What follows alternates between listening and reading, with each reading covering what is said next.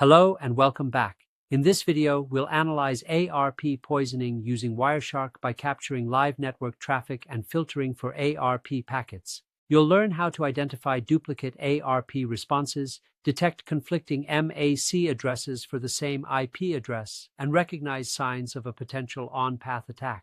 This lab demonstrates how packet analysis helps uncover network-based attacks. Let's get started.